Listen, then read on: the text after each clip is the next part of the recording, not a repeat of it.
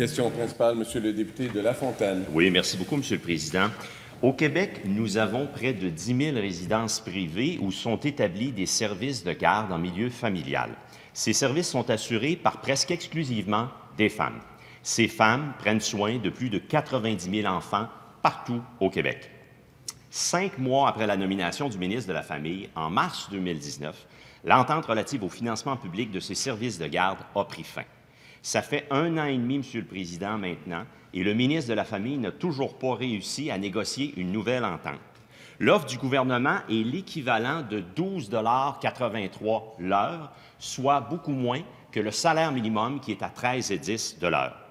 Dans 4 jours, Monsieur le Président, lundi, ce sera la grève générale partout au Québec des services de garde en milieu familial. La présidente du Conseil du Trésor peut-elle reprendre le dossier de son collègue, le ministre de la Famille, qui a laissé traîner, et le régler? Monsieur le ministre de l'Éducation. Bonjour, Monsieur le Président. Ça me fait plaisir de répondre au nom de mon collègue, le ministre de la Famille. Les services de garde éducatifs à l'enfance sont au cœur de notre politique gouvernementale. On a travaillé ça en trio de ministères avec mon collègue aussi, le ministre délégué à la Santé, avec le programme Agir tôt. On compte sur les gens qui travaillent au quotidien avec des services exceptionnels. Oui, on a parlé beaucoup du préscolaire, mais ce qui se passe dans nos services de garde éducatifs, dans les CPE et dans les autres garderies, c'est extrêmement important.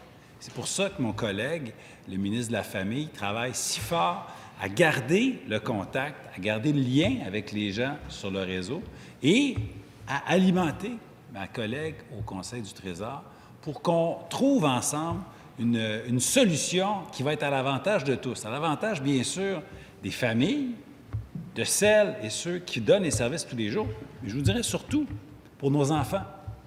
Parce que nos enfants ont besoin de travailler dans un cadre sain, sécuritaire, avec des gens qui sont heureux d'aller travailler.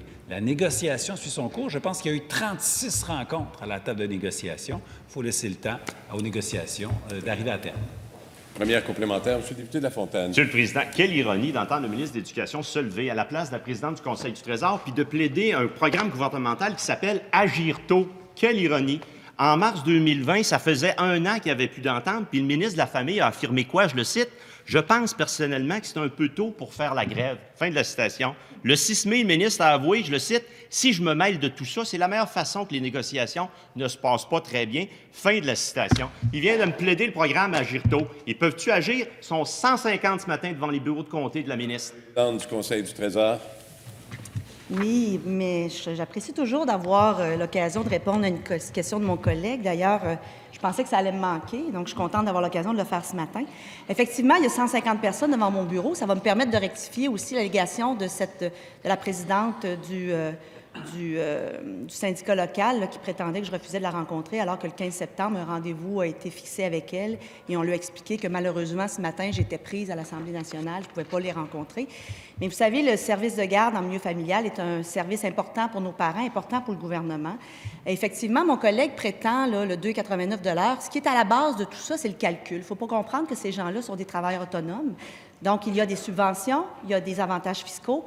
À table de négociation, on devra établir... Deuxième complémentaire, Monsieur le député de La Fontaine. Monsieur le Président, que la ministre dise que moi, je ne comprenne pas, c'est une chose, mais qu'elle dise que les représentantes de la FIPEC ne comprennent pas, c'en est une autre. Ça explique peut-être pourquoi il n'y a pas d'entente depuis 1 an et demi. Effectivement, ils sont 150 devant son bureau de comté ce matin. C'est la grève tournante en Mauricie, dans sa région. Ultimement, c'est les parents, Monsieur le Président, quand il n'y a pas de service de garde, c'est les parents qui doivent rester à la maison. Les offres en janvier du gouvernement avaient été qualifiées de dégradantes, irrespectueuses et inacceptables. Ils ont-ils d'autres choses que des offres dégradantes? Madame la présidente du Conseil du Trésor.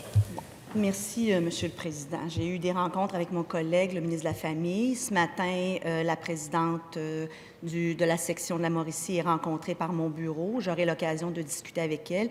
Il est vrai que les négociations sont menées par le ministère de la Famille présentement, mais les Trésors s'impliquent. Mais il est important de remettre les pendules à l'heure et d'établir mutuellement la bonne base de calcul. On a à cœur les services de garde en milieu familial. Je pense que c'est le message que je veux se lancer ce matin. Les négociations vont s'intensifier et on entend régler le dossier le plus rapidement possible.